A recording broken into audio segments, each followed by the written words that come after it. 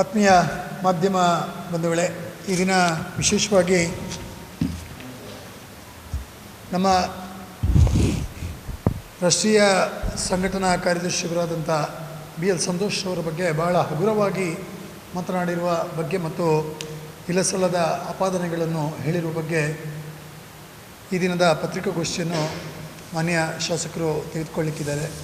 ಈ ಪತ್ರಿಕಾಗೋಷ್ಠಿಗೆ ಆಗಮಿಸಿದಂಥ ಮಾಧ್ಯಮ ಬಂಧುಗಳಿಗೆ ಮತ್ತು ದೃಶ್ಯ ಮಾಧ್ಯಮದವರಿಗೆ, ಲಿಖಿತ ಮಾಧ್ಯಮ ಬಂಧುಗಳಿಗೆ ಪ್ರೀತಿಪೂರ್ವಕವಾದಂಥ ಸ್ವಾಗತವನ್ನು ಬಯಸ್ತಿದ್ದೇನೆ. ಈ ಪತ್ರಿಕಾಗೋಷ್ಠಿಯಲ್ಲಿ ನಮ್ಮ ಮಾನ್ಯ ಶಾಸಕರು ಪತ್ರಿಕಾಗೋಷ್ಠಿಯನ್ನು ನೆರವೇರಿಸಲಿಕ್ಕಿದ್ದಾರೆ. ಜಿಲ್ಲೆಯ ಉಪಾಧ್ಯಕ್ಷರು, ನಿಕಟಪೂರ್ವ ಭಾರತೀಯ ಜನತಾ ಪಾರ್ಟಿಯ ಬೆಳ್ತಂಗಡಿಯ ಅಧ್ಯಕ್ಷರಾದಂಥ ಜಯಂತ್ ಕೋಟ್ಯಾನ್ ಇವರು ಉಪಸ್ಥಿತಿದ್ದಾರೆ. ನಾನು ಮಂಡಲದ ಅಧ್ಯಕ್ಷರಾದಂಥ ಶ್ರೀನಿವಾಸ್ ಕೂಡ ಈ ಪತ್ರಿಕಾಗೋಷ್ಠಿಯಲ್ಲಿ ಉಪಸ್ಥಿತಿದ್ದೆ.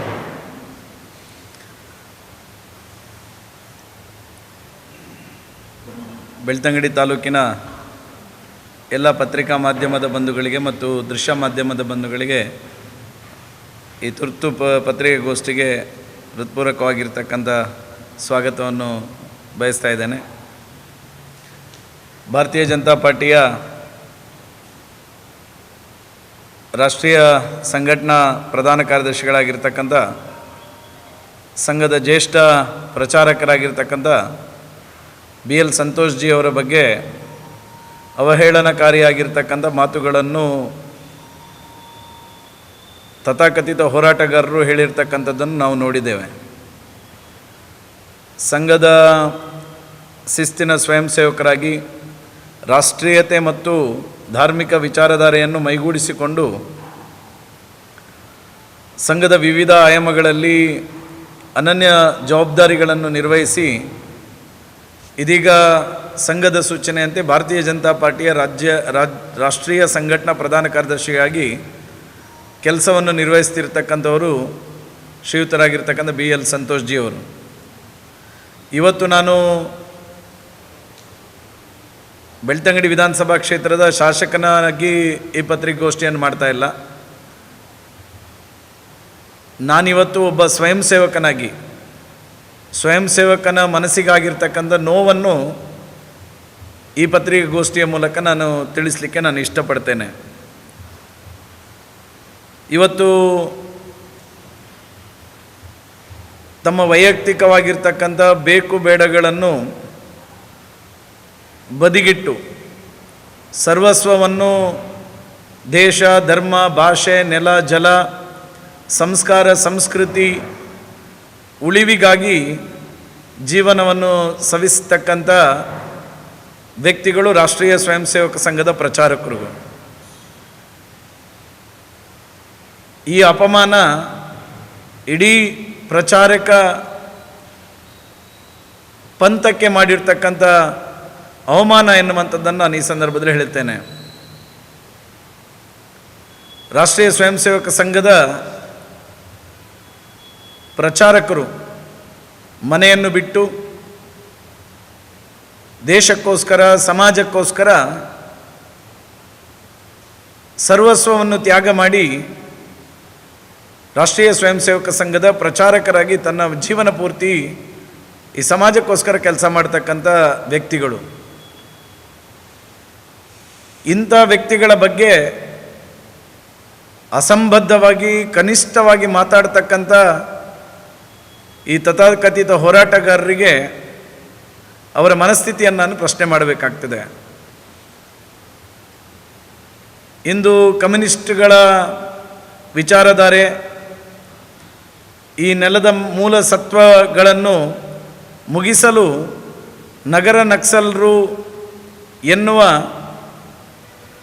ವಿಭಿನ್ನ ಪ್ರಯತ್ನದ ಮೂಲಕ ಇವತ್ತು ಸಮಾಜದ ಹಾದಿ ತಪ್ಪಿಸ್ತಕ್ಕಂಥ ಹೋರಾಟಕ್ಕೆ ಇಳಿದಿರ್ತಕ್ಕಂಥದ್ದು, ಹಿಂದೂಗಳ ನಡುವೆ ಕಂದಕವನ್ನು ಸೃಷ್ಟಿಸ್ತಕ್ಕಂಥ ಕೆಲಸ, ಹಿಂದೂ ಧಾರ್ಮಿಕ ಶ್ರದ್ಧಾ ಕೇಂದ್ರಗಳ ಮೇಲೆ ಕಪೋಕಲ್ಪಿತ ಷಡ್ಯಂತ್ರವನ್ನು ರೂಪಿಸ್ತಕ್ಕಂಥದ್ದು, ಧಾರ್ಮಿಕ ಭಾವನೆಗಳಿಗೆ ಘಾಸಿಯನ್ನುಂಟು ಮಾಡತಕ್ಕಂಥದ್ದು,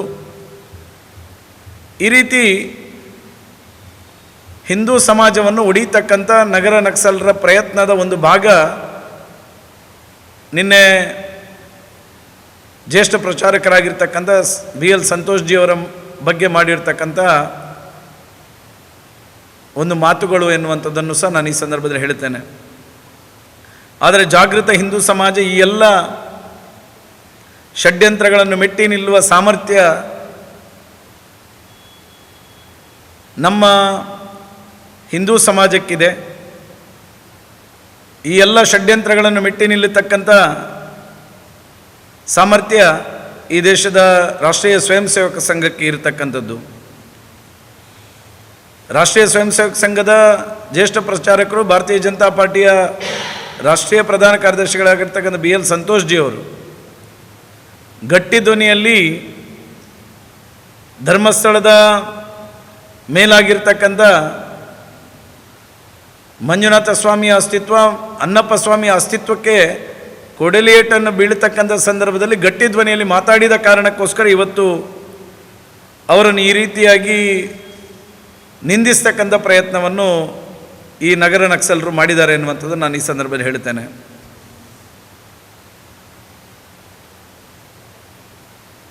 ಇವತ್ತು BJPಯ ಸಂಘಟನಾ ಪ್ರಧಾನ ಕಾರ್ಯದರ್ಶಿಗಳ ಕುರಿತಾಗಿ ನೀಡಿರುವ ಅಶ್ಲೀಲ, ಅನಾಗರಿಕ, ಅಕ್ಷಮ್ಯ ಮಾತುಗಳನ್ನು, ಆ ಮಾತುಗಳ ಮನಸ್ಥಿತಿಯನ್ನು ಒಬ್ಬ ಸ್ವಯಂ ಸೇವಕನಾಗಿ, ಕ್ಷೇತ್ರದ ಶಾಸಕನಾಗಿ ಭಾರತೀಯ ಜನತಾ ಪಾರ್ಟಿ ಇದನ್ನು ಖಂಡಿಸ್ತದೆ. ಕಮ್ಯುನಿಸ್ಟ್ ಸಿದ್ಧಾಂತಗಳು, ಮತಾಂಧ ಶಕ್ತಿಗಳು, ಜಿಹಾದಿ ಮಾನಸಿಕತೆಯ ಹಿಂದೂ ವಿರೋಧಿ ಶಕ್ತಿಗಳ ಕೈಗೊಂಬೆಗಳಾಗಿರುವ ಈ ವ್ಯಕ್ತಿಗಳು ಆ ವ್ಯಕ್ತಿಗಳ ಹೀನ ಮನಸ್ಥಿತಿಯನ್ನು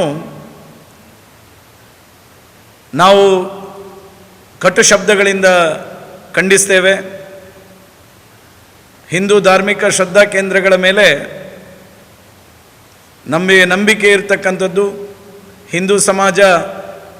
ಆ ಹಿಂದೂ ಸಮಾಜ ಧಾರ್ಮಿಕ ಶ್ರದ್ಧಾ ಕೇಂದ್ರಗಳ ಮೇಲೆ ನಂಬಿಕೆ ಇಟ್ಟುಕೊಂಡು ಕೆಲಸ ಮಾಡತಕ್ಕಂಥ ಸಂದರ್ಭದಲ್ಲಿ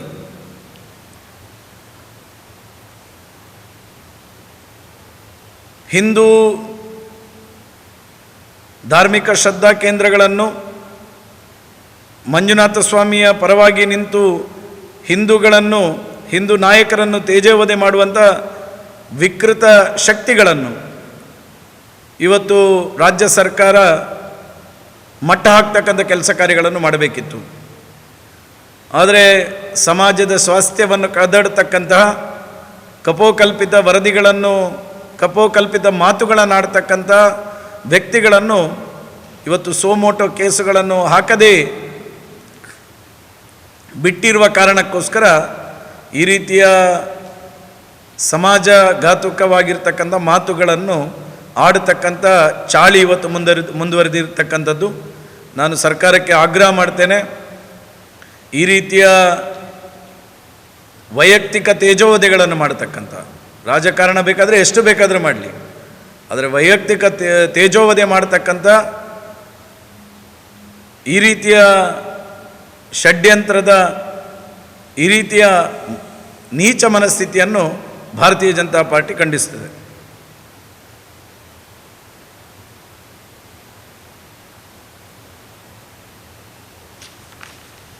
ಏನಾದರೂ ಪ್ರಶ್ನೆಗಳಿದ್ರೆ ಕೇಳಿ.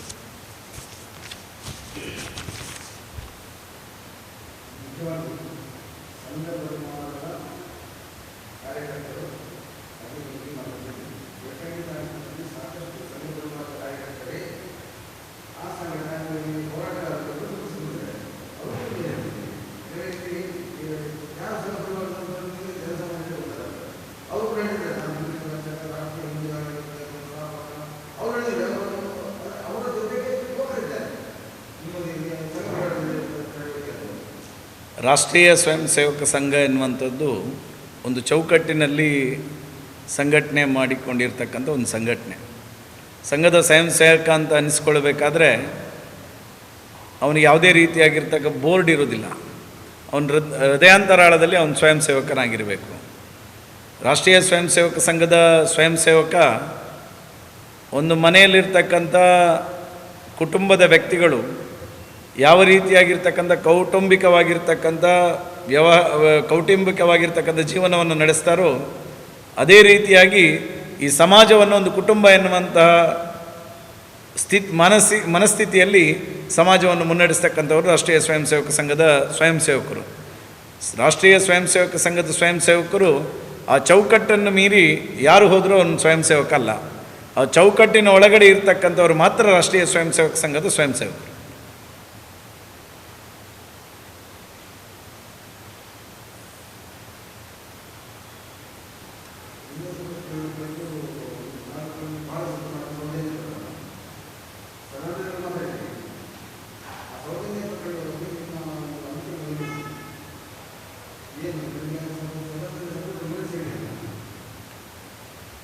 ಇವತ್ತು ಹೇಳ್ತೇನೆ, ನಾನು ಭಾರತೀಯ ಜನತಾ ಪಾರ್ಟಿ ಮತ್ತು ಒಬ್ಬ ಜನಪ್ರತಿನಿಧಿಯಾಗಿ ಸೌಜನ್ಯ ಪ್ರಕರಣ ಏನು ನಡೆದಿತ್ತು, ಆ ಪ್ರಕರಣದಲ್ಲಿ ಏನು ಯಾರು ಆರೋಪಿಗಳು ಎನ್ನುವಂಥದ್ದು ಇವತ್ತಿಗೂ ಗುರುತು ಆಗಲಿಲ್ಲ ಎನ್ನುವಂಥದ್ದು ಏನು ಸಮಾಜದ ಮನಸ್ಸಲ್ಲಿ ಉಳಿದಿರ್ತಕ್ಕಂಥದ್ದು. ಪ್ರಾಯಶಃ ನಾನು ಇವತ್ತು ಹೇಳ್ತೇನೆ, ಭಾರತೀಯ ಜನತಾ ಪಾರ್ಟಿ ಮೊನ್ನೆ CBI ಕೋರ್ಟು ಕೊಟ್ಟಿರ್ತಕ್ಕಂಥ ತೀರ್ಪಿನ ನಂತರ ಇಡೀ 2 ಜಿಲ್ಲೆಯ ಜನಪ್ರತಿನಿಧಿಗಳು ಸೇರಿ ಬೆಳ್ತಂಗಡಿಯಲ್ಲಿ ಒಂದು ಬೃಹತ್ ಹೋರಾಟವನ್ನು ಮಾಡಿ ರಾಜ್ಯ ಸರ್ಕಾರಕ್ಕೆ ಆಗ್ರಹವನ್ನು ಮಾಡಿದ್ವಿ. ಸೌಜನ್ಯ ತನಿಖೆಯನ್ನು ಮರುತನಿಖೆ ಮಾಡಬೇಕೆನ್ನುವಂಥ ಆಗ್ರಹವನ್ನು ಮಾಡಿದ್ವಿ. ಈ 2 ಜಿಲ್ಲೆಯ ಜನಪ್ರತಿನಿಧಿಗಳು ಸನ್ಮಾನ್ಯ ಸಿದ್ದರಾಮಯ್ಯ ಅವರನ್ನು ಭೇಟಿ ಮಾಡಿ ಸೌಜನ್ಯ ಪ್ರಕರಣವನ್ನು ಮರುತನಿಖೆ ಮಾಡಬೇಕೆನ್ನುವಂಥ ಆಗ್ರಹವನ್ನು ಸಹ ಮಾಡಿದ್ವಿ. ಮೊನ್ನೆ ಅಧಿವೇಶನದಲ್ಲೂ ಈ ಎಲ್ಲ ಪ್ರಕರಣಗಳಿಗೆ ಮೂಲ ಆಗಿರ್ತಕ್ಕಂಥದ್ದು ಸೌಜನ್ಯ ಪ್ರಕರಣವನ್ನು ಪೊಲೀಸ್ ಇಲಾಖೆ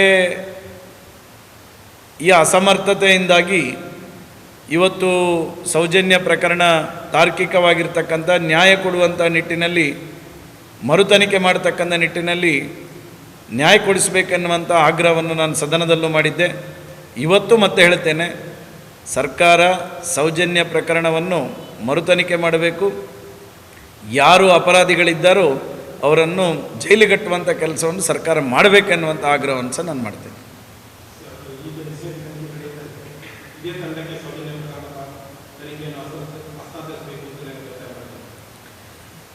SIT ತನಿಖೆ ಎನ್ನುವಂಥದ್ದು ಒಂದು ಪ್ರಕರಣಕ್ಕೆ ಸಂಬಂಧಪಟ್ಟಂತೆ ಕಾನೂನು ಇಲಾಖೆ ಮತ್ತು ಪೊಲೀಸ್ ಇಲಾಖೆ ಕೊಡುವಂಥದ್ದು.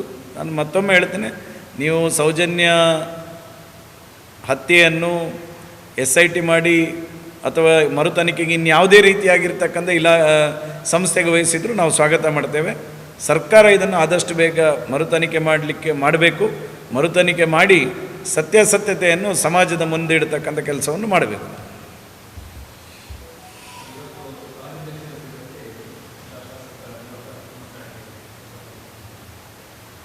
ಹಿಂದೂ ಧಾರ್ಮಿಕ ಶ್ರದ್ಧಾ ಕೇಂದ್ರದ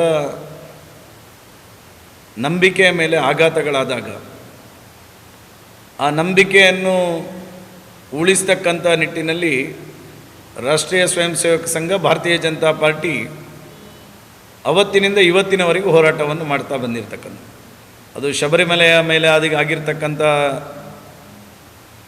ಹೋರಾಟ ಆಗಿರ್ತಕ್ಕಂಥ ಧಾರ್ಮಿಕ ಶ್ರದ್ಧಾ ಕೇಂದ್ರದ ಮೇಲೆ ಆಗಿರ್ತಕ್ಕಂಥ ಸಂದರ್ಭದಲ್ಲೂ ಭಾರತೀಯ ಜನತಾ ಪಾರ್ಟಿ ಅದನ್ನು ವಿರೋಧಿಸಿ ಹೋರಾಟವನ್ನು ಮಾಡಿತ್ತು. ತಿರುಪತಿಯಲ್ಲಿ ಹಿಂದೂ ಧಾರ್ಮಿಕ ಶ್ರದ್ಧಾ ಕೇಂದ್ರದ ಮೇಲೆ ಆಗಿರ್ತಕ್ಕಂಥ ಷಡ್ಯಂತ್ರದ ವಿರುದ್ಧವೂ ಭಾರತೀಯ ಜನತಾ ಪಾರ್ಟಿ ಹೋರಾಟವನ್ನು ಮಾಡಿತ್ತು. ಅಯೋಧ್ಯೆಯ ಹೋರಾಟವನ್ನು ನಮಗೆಲ್ಲರಿಗೂ ಗೊತ್ತಿದೆ. ಅಯೋಧ್ಯೆಯಲ್ಲಿ ರಾಮ ಮಂದಿರ ನಿರ್ಮಾಣದ ದೃಷ್ಟಿಯಿಂದ ಭಾರತೀಯ ಜನತಾ ಪಾರ್ಟಿ ಹೋರಾಟ ಮಾಡಿತ್ತು. ಇವತ್ತು ಧಾರ್ಮಿಕ ಶ್ರದ್ಧಾ ಕೇಂದ್ರ ಧರ್ಮಸ್ಥಳದ ಅಣ್ಣಪ್ಪ ಮಂಜುನಾಥ ಸ್ವಾಮಿಯ ಅಸ್ತಿತ್ವಕ್ಕೆ ಕೊಡಲಿ ಏಟು ಬಿದ್ದಾಗ ಭಾರತೀಯ ಜನತಾ ಪಾರ್ಟಿ ಹೋರಾಟದ ಮುಖೇನ ಹಿಂದೂ ಸಮಾಜಕ್ಕೆ ಶಕ್ತಿ ತುಂಬಬೇಕೆನ್ನುವ ಕಾರಣಕ್ಕೋಸ್ಕರ ಇವತ್ತು ಭಾರತೀಯ ಜನತಾ ಪಾರ್ಟಿಯ ರಾಜ್ಯಾಧ್ಯಕ್ಷರು ಮತ್ತು ಜನಪ್ರತಿನಿಧಿಗಳು ಧಾರ್ಮಿಕ ಶ್ರದ್ಧಾ ಕೇಂದ್ರಕ್ಕೆ ಭೇಟಿ ಕೊಟ್ಟು ಇಡೀ ಕೋಟ್ಯಾಂತರ ಹಿಂದೂ ಸಮಾಜದ ಭಕ್ತರಿಗೆ ಒಂದು ಸ್ಥೈರ್ಯವನ್ನು, ಧೈರ್ಯವನ್ನು ತುಂಬತಕ್ಕಂಥ ಕೆಲಸವನ್ನು ಮಾಡಿದ್ದಾರೆ.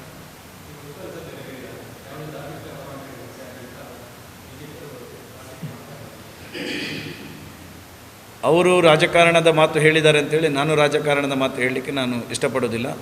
ನಾನು ಉಸ್ತುವಾರಿ ಸಚಿವರಿಗೆ, ಮುಖ್ಯಮಂತ್ರಿಗಳಿಗೆ, ಗೃಹ ಸಚಿವರಿಗೆ, ಉಪಮುಖ್ಯಮಂತ್ರಿಗಳಿಗೆ ಇಷ್ಟೇ ಹೇಳಲಿಕ್ಕೆ ಇಷ್ಟಪಡ್ತೇನೆ. ದಯವಿಟ್ಟು ಇದನ್ನು ನೀವು ರಾಜಕೀಯ ವಸ್ತುವನ್ನಾಗಿ ಬಳಕೆ ಮಾಡಬೇಡಿ.